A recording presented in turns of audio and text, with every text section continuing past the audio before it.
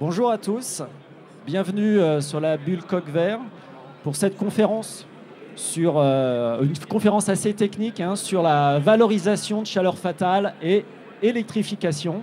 Je suis obligé de regarder mon écran pour ne pas oublier un mot.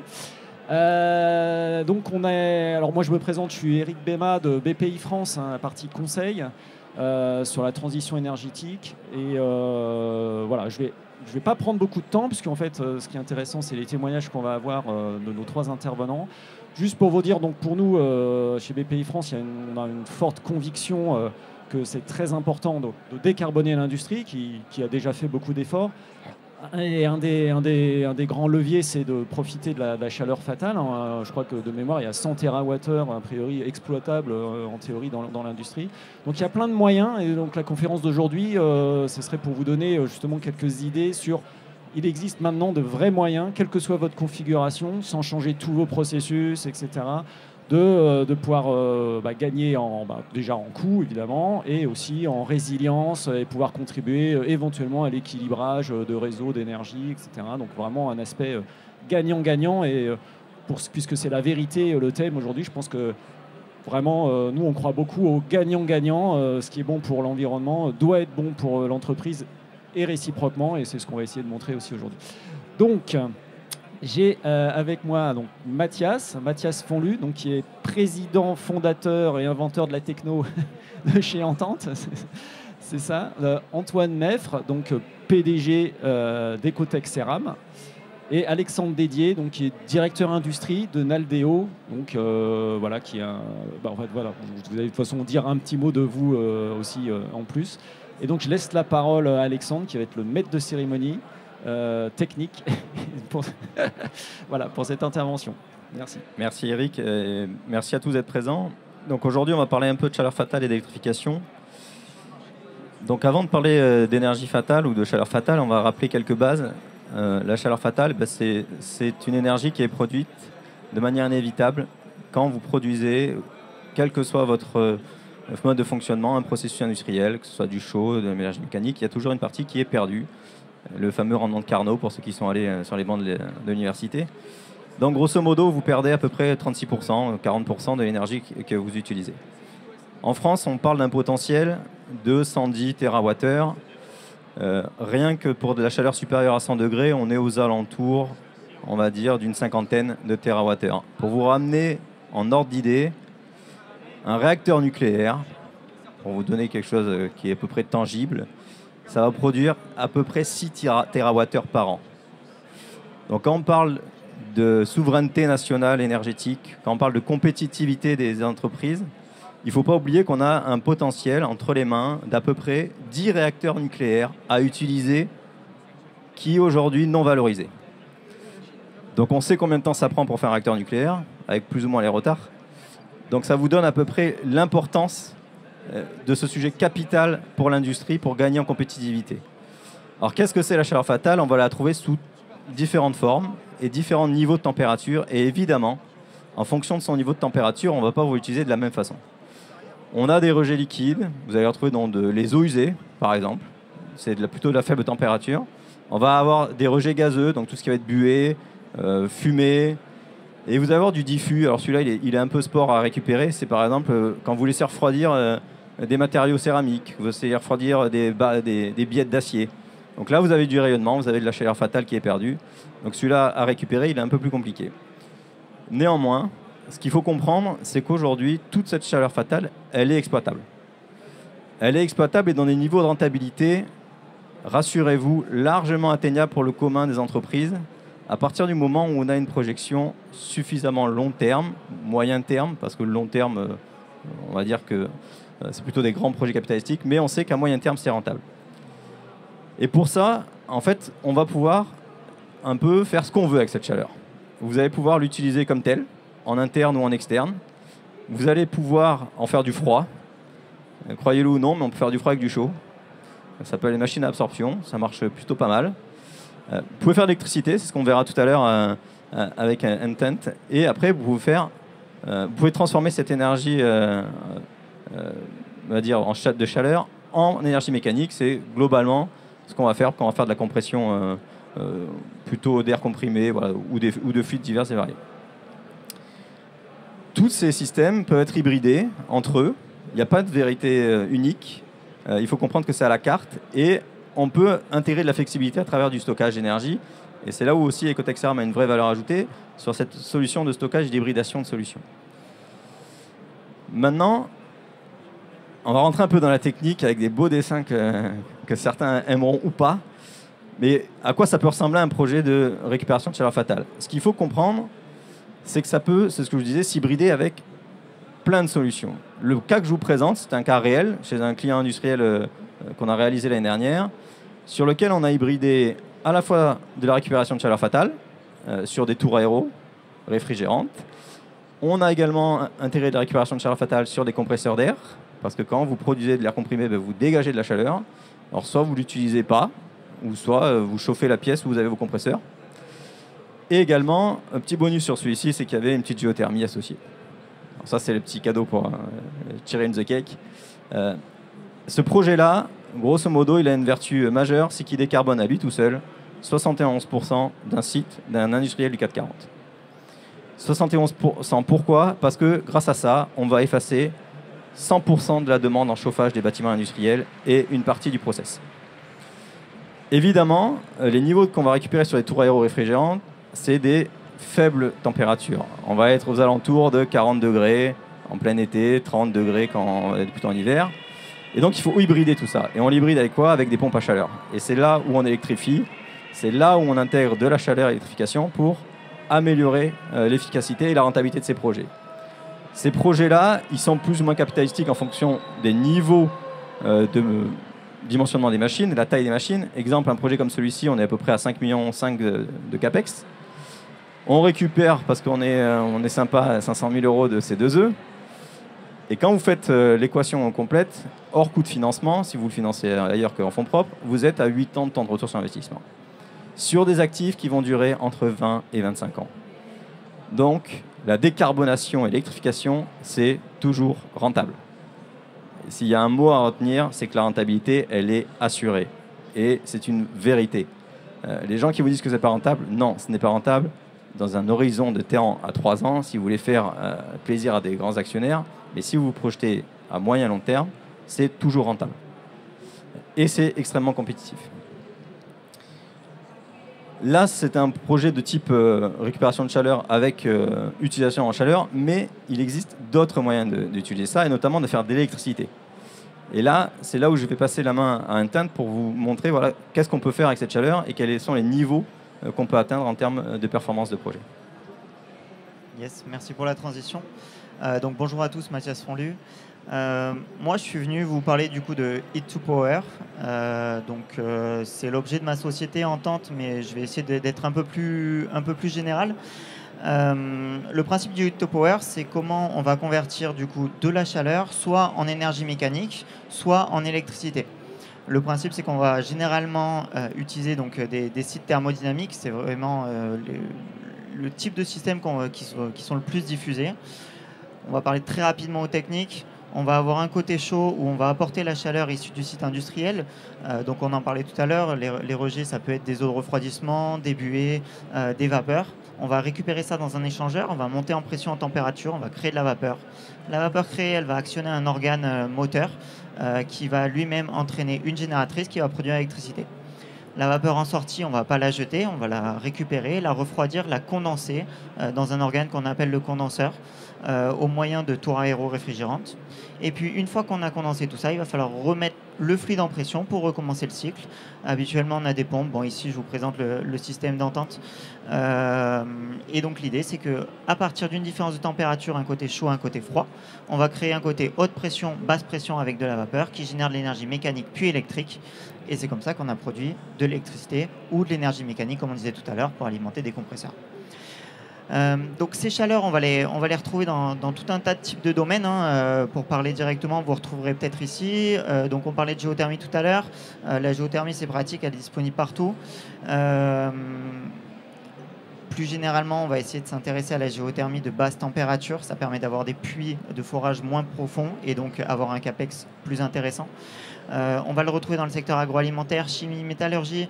Les data centers arrivent, enfin dans data center au sens large, on va retrouver certains composants qui commencent à monter en température, d'autres au contraire qui descendent. Là, ça dépendra de vos projets. Tout ce qui est secteur finalement papier-carton, tout ce qui est process de séchage, les incinérateurs et j'en passe. Ce genre de projet, tu as raison de le rappeler, c'est des projets qui sont toujours rentables. Donc c'est vrai que dans l'industrie, on a l'habitude de demander des projets à 2-3 ans. Il faut être un peu patient. Ça dépendra forcément des niveaux de température. Là encore, on revient sur Carnot. Plus on est à basse température, plus le rendement est bas. Donc il faudra être patient. Aujourd'hui, il existe un panel de solutions énorme en Heat to Power. En France, on a créé une association qui s'appelle France Clean Tech Industry. Vous retrouvez tous les acteurs de la décarbonation utilisant la chaleur en un autre procédé, toi également. Ce genre de projet, par exemple, donc là, nous, c'est chez nous, on est autour de 250 000 euros en CAPEX. 250 000 euros, ça peut faire peur. Donc, on va chercher des modèles full OPEX, soit via des SPV, soit via des modèles locatifs. Juste pour info, voilà, l'idée, c'est de décarboner. En France, c'est toujours difficile, hein, donc les chiffres, voilà, on voit un petit peu des valeurs de l'impact carbone la tonne de CO2 au mégawattheure électrique produit. Donc on a vraiment des difficultés en France. L'électricité est très peu carbonée, mais on peut toujours intéresser les projets industriels grâce à nos retours en CAPEX qui restent malgré tout intéressants. Donc si on cible finalement ce qui existe aujourd'hui, on va retrouver donc toutes les solutions historiques depuis les années 50 en Heat to Power qui sont sur les zones 150 degrés et plus, et on voit arriver depuis quelques années vraiment une grosse partie décarbonation des process industriels sur les gammes 60-150 degrés. Vraiment, je viens dans ta direction, tout ce qui est rejet diffus, qui va être du rayonnement, de la convection sur machine, des choses comme ça, ça va être très très difficile d'aller les chercher. Il faudra vous concentrer sur ce qui est rejet gazeux ou vapeur ou buée, et la partie rejet liquide, c'est vraiment la zone où on peut aller capter de l'énergie. Je passe la main maintenant du coup sur un autre type de récupération Ecotexeram. Merci. Donc, avant de vous parler d'électrification, je voudrais faire juste une précision donc, sur ce schéma ici. La valorisation de chaleur fatale, là on parle des basses températures, donc il y a aussi les hautes températures. Après il va y avoir la problématique de l'intermittence. Certains process sont continus, d'autres ne le sont pas. De la même manière qu'avec les ENR, le stockage thermique permet une meilleure valorisation de cette énergie fatale. Donc on a mis en place Ecotexeram, une solution de stockage thermique que vous voyez ici, qui est une cuve remplie de céramiques réfractaires qui peuvent stocker de la chaleur entre température ambiante et 1000 degrés. Donc ça, c'est une technologie qu'on a brevetée avec le soutien de BPI, de l'ADEME et de l'Europe.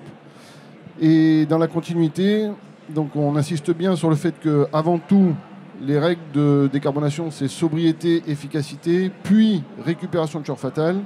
Et une fois qu'on a fait ces trois-là, on peut s'attaquer au quatrième morceau qui est la substitution.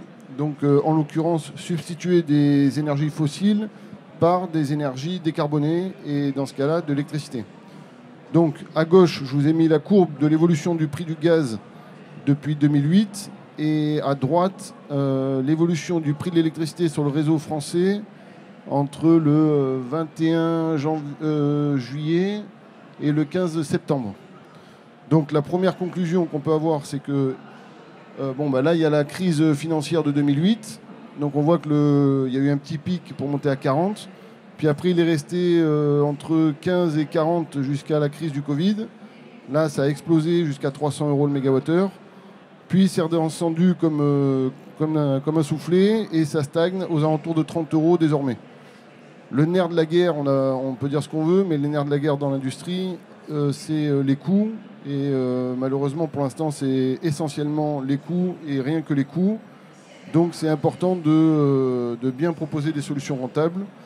Et donc à droite, donc j'ai remis le trait rouge aux alentours de 40 € le mégawattheure. Donc là, c'est le marché de l'élec. Et on voit qu'en dessous du trait rouge, il y a de l'électricité disponible de 40 € à moins 50 € le mégawattheure. Donc on peut être payé pour évacuer de l'électricité du réseau parce que ça lui facilite son équilibre. Donc à ce prix de l'électron, il faut rajouter les taxes, la TURP et la TICFE, donc la taxe pour l'énergie, et l'autre c'était la taxe pour le transport. Il y a des manières de se faire exonérer de ces deux taxes, mais ce qu'on peut retenir, c'est qu'il y a déjà des électrons. En 2024, il y a eu plus de 3000 heures où le prix de l'électron était inférieur au prix du gaz. Et ça augmente chaque année au fur et à mesure que les énergies renouvelables pénètrent le réseau. Eh bien, il y a une sinusoïde qui s'installe entre un pic à 8 h du matin, un pic à 18 h, un creux à midi, un creux la nuit. Donc, évidemment, avec le stockage, on peut récupérer cette électricité qu'on va dire à faible valeur ajoutée, la convertir en chaleur et alimenter un process industriel. Donc là, vous avez ici, je ne sais pas s'il y a une souris, ouais. Ici, le bloc rouge, c'est un gros sèche-cheveux, ni plus ni moins. Donc on fait passer du courant dans des résistances. On utilise l'effet Joule, R I carré. On génère de la chaleur, on fait passer de l'air sur cette résistance. On récupère de l'air chaud entre 300 et 1000 degrés. On alimente le process. Donc on remplace du gaz naturel essentiellement. Et on stocke une partie. Histoire que dès que le prix de l'élec repasse la barre des 35 € par exemple, on arrête de consommer de l'élec et on peut continuer de décarboner en vidant le stockage. Donc là, ce cas-là, c'est une industrie de l'aluminium, un projet à environ 700 et quelques mille euros, avec un ROI de 7 ans, une fois subventionné par l'ADEME dans ce cas-là. Donc merci à l'État français de continuer d'alimenter l'ADEME, parce que sans ça, ce serait 14 ans. Et 14 ans, c'est mieux que 25 ans, mais ça commence à piquer fort. Donc voilà, je pense que c'est bon pour ma part. Donc un peu pour conclure, avant de laisser la place aux questions, donc ce que on vous a montré, c'est que pour récupérer de la chaleur fatale, vous voyez qu'il y a plein de solutions qui existent. Il y a, permettez-moi l'expression, un merit order. C'est sobriété, efficacité énergétique. Et une fois que vous passez en récupération de chaleur fatale, évidemment, il y a une question d'utiliser votre chaleur directement dans vos process de façon la plus simple possible pour limiter vos capex. Et ensuite, on commence à avoir des solutions innovantes comme Intent, comme ce que peut faire Ecotech Ceram, pour flexibiliser aussi le réseau énergétique, pour se rappeler qu'on a quand même nos 10 réacteurs nucléaires sous la main à utiliser. Donc ce serait dommage de ne pas les utiliser au niveau de récupération de chaleur fatale. Et de décarboner, non pas juste pour se faire plaisir, parce que c'est aussi un sujet de compétitivité, c'est un sujet on va dire, d'efficacité financière de vos futures entreprises, parce que demain, quand vous allez devoir réellement payer la taxe carbone, ce qu'on ne fait pas aujourd'hui, vous allez vite vous rendre compte que le prix du gaz, il n'est plus à 40 € du mégawattheure, parce qu'aujourd'hui, l'indice carbone, il n'est pas souvent comptabilisé dans vos projets. Et surtout, gardez bien en tête dans l'équilibre économique de vos projets d'intégrer cette composante carbone qui est souvent effacée du temps de retour sur investissement en se disant c'est pas rentable, mais une équation pour qu'elle fonctionne, il faut considérer tous ces paramètres, sinon ça ne peut pas fonctionner. Et donc intégrer la composante carbone, parce que si c'est pas volontairement aujourd'hui, ça sera par la contrainte demain, et plus vite vous serez en mesure d'anticiper cette contrainte, plus vite demain vous pourrez vous prévaloir d'avoir des solutions décarbonées. Et évidemment, il y a des nouveaux usages, il y a du gaz renouvelable, il y a de l'hydrogène, sur lesquels on pourrait aussi intégrer des solutions hybrides sur ces sujets-là. Voilà, maintenant je vous laisse la main sur la partie questions, si vous en avez, et on fera un plaisir de pouvoir vous y répondre.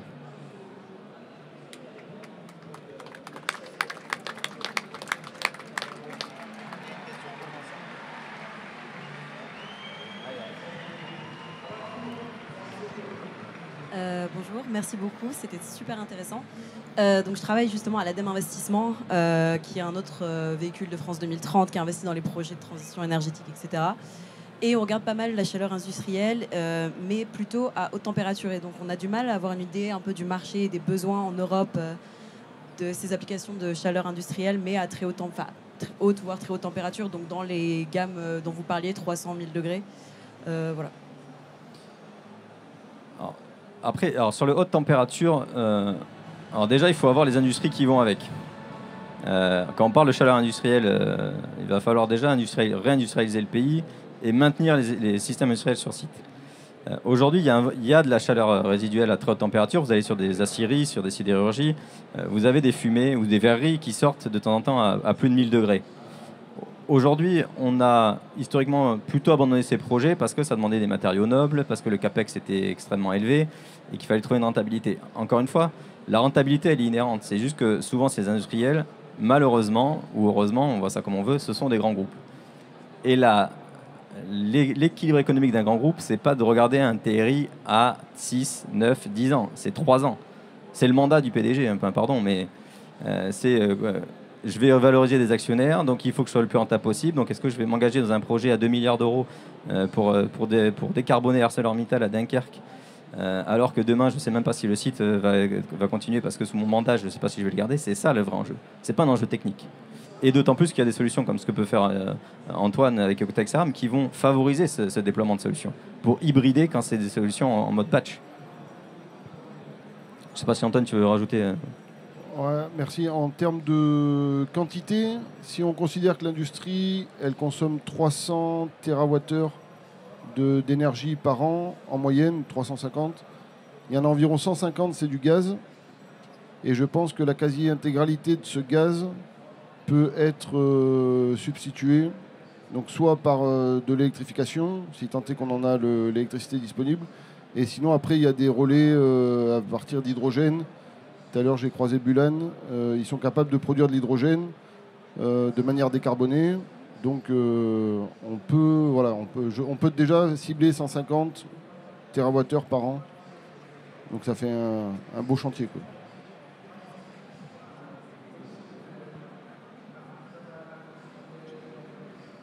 Bonjour, Jean-Louis Guenin, PV Scale, donc bureau d'études photovoltaïques spécialisé en solarisation des toitures industrielles. Donc ma question c'est plus sur la production d'électricité. Aujourd'hui, une centrale photovoltaïque sur ce type de toiture, c'est rentabilisé en gros entre 5 et 10 ans, et on peut très vite avoir finalement des capex qui sont aux alentours de 200-300 000 euros. Donc si j'ai bien compris, là, on est sur un système qui va produire tout le temps, sans intermittence, et on va arriver au niveau de la rentabilité du photovoltaïque.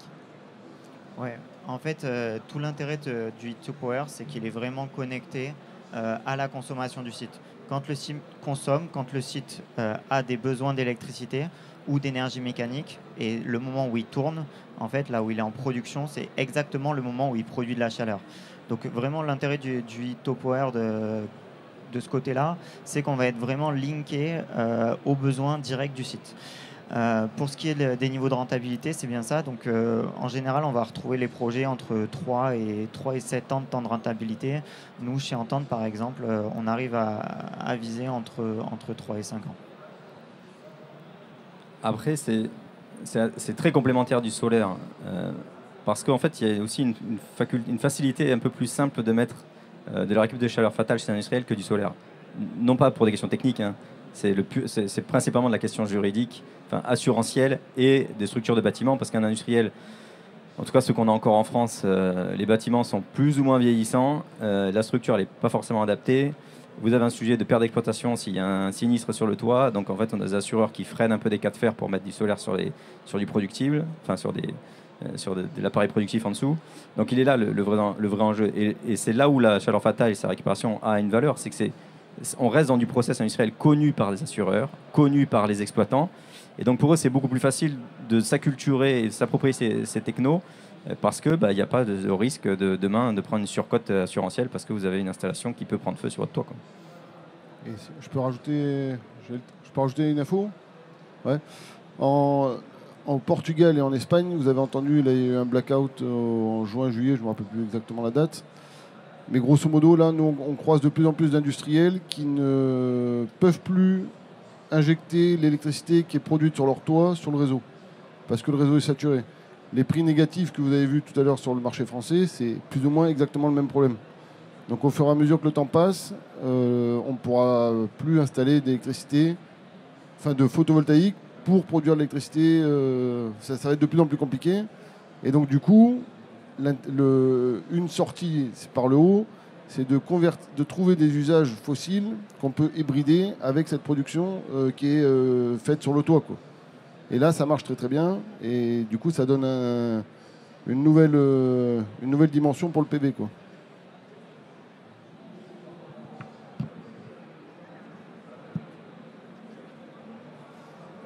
Oui, alors moi, ça a été abordé, mais est-ce qu'on peut peut-être reparler des montages financiers sans CAPEX? Enfin, qu'est-ce qui permet, au-delà de la technique, de passer le pas voilà, Alors, sans se préoccuper de tout? Il n'y a pas de règle sur le montage financier. Par exemple, quand vous regardez un sujet comme ce que peuvent faire aussi bien Intent qu'Ecotech Ceram, en fait, la seule limite, c'est l'imaginaire humain. Quand vous faites un PPA en électricité, c'est de la même façon. Vous pouvez imaginer toutes les clauses contractuelles que vous voulez. Là, c'est exactement pareil sur les montages financiers. Quand vous faites ce genre de projet, soit en récupération de chaleur fatale directe, soit en hybridation, soit en électrification, c'est qu'en fait, vous pouvez tout imaginer. Vous pouvez imaginer déléguer l'intégralité du projet, dans le jargon, ce qu'on appelait les anciens P1, P2, P3, P4. Là, vous passez tout en full OPEX, donc vous ne vous occupez plus de rien, quelqu'un s'occupe du tout le projet pour vous, de son développement jusqu'à son installation, à son exploitation, à sa maintenance. Vous pouvez imaginer des solutions hybrides où vous êtes partie prenante de la société de projet, à plus ou moins gros pourcentage. Ça peut être 10% comme 99% si ça vous fait plaisir. Là, c'est vous qui choisissez. Vous pouvez avoir un tiers financeur qui vient uniquement amener cette brique de financement. Vous pouvez faire du crédit bail ou leasing. Vous pouvez, encore une fois, vous pouvez tout imaginer. La valeur de relâcher ces actifs, c'est qu'en fait, quand votre métier, c'est, je caricature, mais par exemple de faire des petits pois, votre sujet, c'est pas forcément de vous occuper d'un sujet de récupération de chaleur fatale ou de production d'énergie sur votre site. Et donc, vous êtes plutôt, de temps en temps, à vouloir vous concentrer sur votre cœur de métier. Et ça sert à ça, ces modèles financiers. Ça sert à soit vous dégager l'esprit. Évidemment, on ne va pas se mentir, à partir du moment où on parle de modèle financier tout délégué, ça coûte plus cher. Évidemment, tout ce qui s'externalise a un coût. Mais attention, parce que des fois, vos coûts internes sont supérieurs à vos coûts externes. Ça dépend de la taille du groupe. Ça dépend de votre coût pondéré du capital, pour ceux qui aiment bien faire des analyses financières. Et donc, c'est tous ces paramètres qu'il faut mettre en musique pour aller chercher le temps de retour projet qui vous intéresse et la tranquillité d'esprit que vous voulez avoir. Est-ce que vous êtes prêt à opérer chez vous ce type de projet, ou est-ce que vous dites bah non, c'est pas mon métier, je fais faire par quelqu'un d'autre qui le fera aussi bien mieux que moi. Voilà, là-dessus il n'y a pas de limite. Et c'est vraiment chaque projet va tirer une structure, le projet client va tirer une structure financière, une structure de projet, en fonction des subventions que vous allez aller pouvoir chercher. Voilà. Tout ça, ça se mélange et ensuite il faut trouver le bon équilibre entre les gains et bénéfices que chaque partie veut tirer de son côté.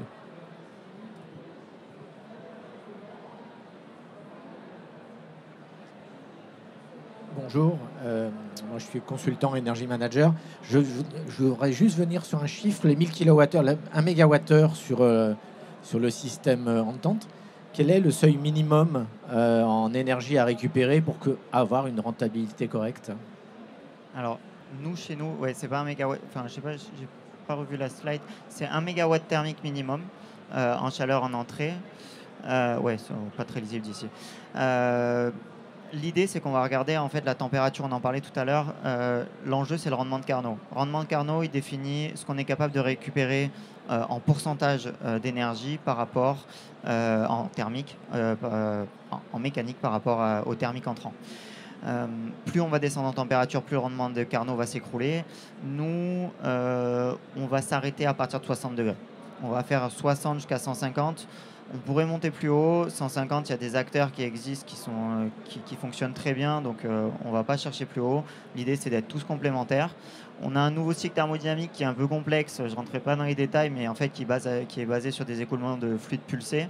Ça implique qu'on a beaucoup de R&D. Moi, j'ai créé la boîte en 2018 et aujourd'hui, on commence tout juste la commercialisation. Du coup, ok, c'est sympa parce que ça permet d'aller chercher des rendements plus élevés et donc des températures plus basses. Mais par contre, forcément, il y a tout le CAPEX à mettre derrière, quoi.